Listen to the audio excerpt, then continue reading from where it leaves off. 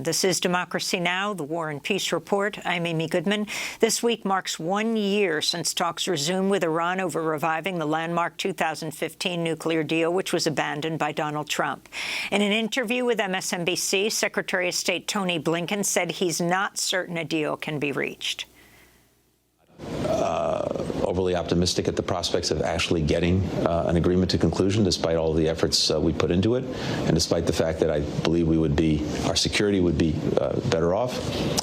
We're not there. We'll have to see if we can close. Is time running out? And time is getting extremely short. Earlier this week, Iran said the United States is responsible for the delay in talks with world powers aimed at restoring the deal. A foreign ministry spokesperson said Monday talks in Vienna are deadlocked over a few outstanding issues, including Washington's designation of Iran's Islamic Revolutionary Guard as a terrorist organization. Mr.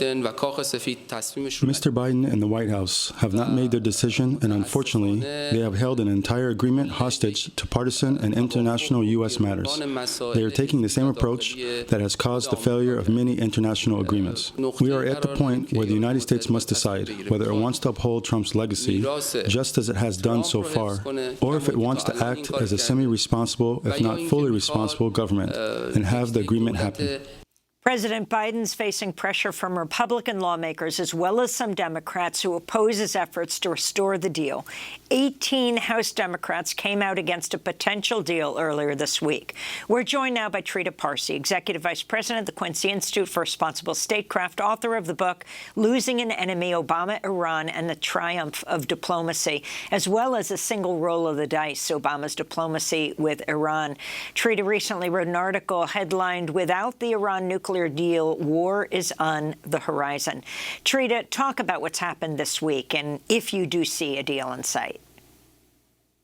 I certainly do see a deal in sight. In fact, almost all of the issues have been resolved.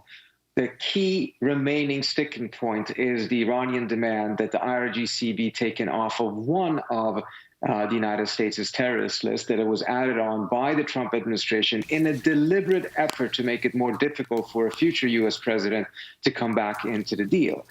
We have to be quite frank. This request by the Iranians is rather meaningless in the sense that it doesn't carry much substance. Even if they're taken off that list, they still remain on other U.S. terrorist lists. It will still be treated as such by the United States as well as by international businesses.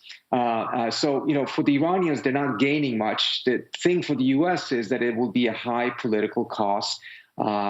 Doing so in Washington. There will be protests from hawkish lawmakers in Congress as well as some centrists as well. So the issue here at the end of this is that they're more or less done, but there's one last thing could actually cause the whole thing to collapse.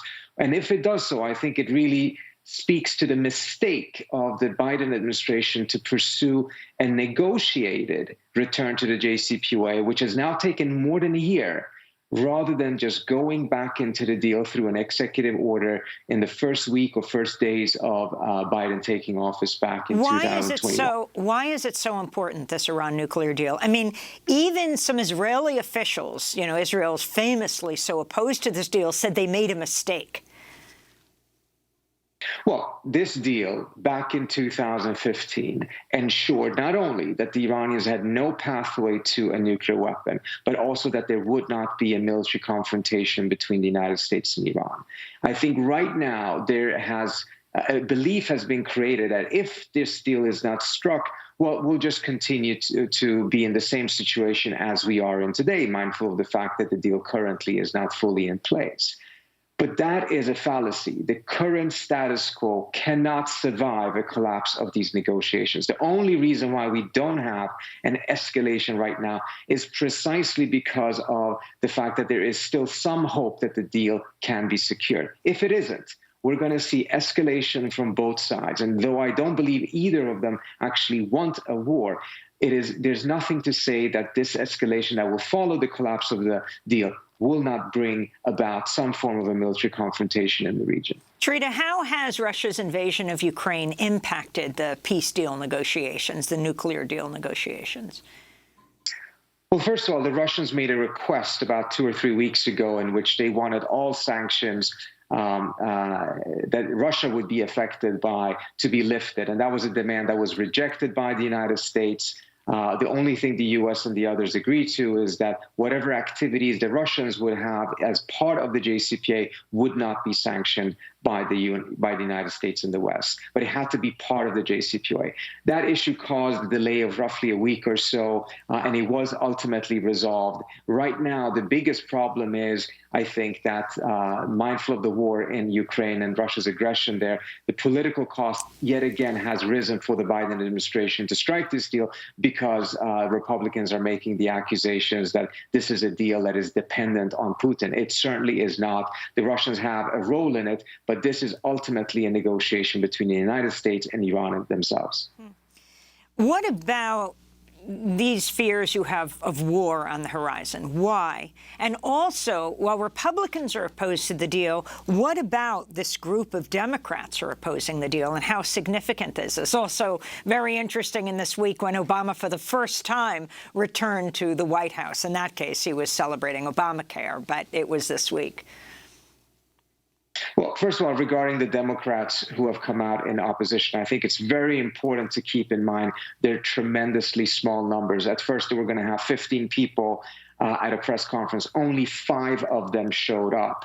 It shows that, mindful of the support that does exist in the country amongst the public for a renewal of the JCPOA, losing 5 or 15 members of the Democratic Party, while not good, they're still a very, very significant minority. I think it's been a bit overstated in the media. The headlines give the impression that this is a deal that splits the Democrats. It certainly does not.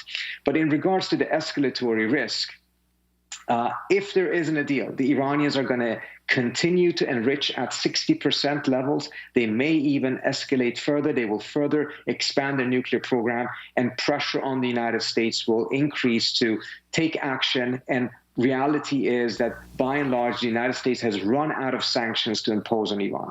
One of the things the United States may do is that it may start targeting Iranian oil tankers on the high seas. The Iranians have roughly 25 million barrels of oil just sitting on tankers. They cannot really sell them, so they're storaging them there. The United States may take those tankers, confiscate them, sell the oil, keep the money. The United States has already done this twice so far. If that starts happening on a larger scale, there's a significant risk that the Iranians will start retaliating militarily in Iraq against U.S. troops, for instance. That would be one possible outcome. If that happens, the United States has already made it clear that any such attack on U.S. troops will be treated as a declaration of war. That is just one out of many ways in which the two sides, escalating in an effort to put pressure on each other, can completely lose control of the situation and find themselves in a military confrontation. Do you think Biden has the political will to push forward with this, that he has been different than Trump on the Iran nuclear deal? In the sense of push forward of striking a deal or going to war? A deal. I think the Biden administration wants to get a deal. I do believe that the political will in the White House has not been anywhere near as strong as it was during Obama's term. In fact, Biden has not treated this as a priority. This is actually part of the reason why the Biden administration did not go back into the deal during his first days in office through executive order, out of a fear that the political cost would be too high. Now, a year later, we see that that strategy backfired because the political cost is even higher today. Trita Parsi, I want to thank you for being with us with the Quincy Institute for Responsible Statecraft. I'm Amy Goodman. Stay safe.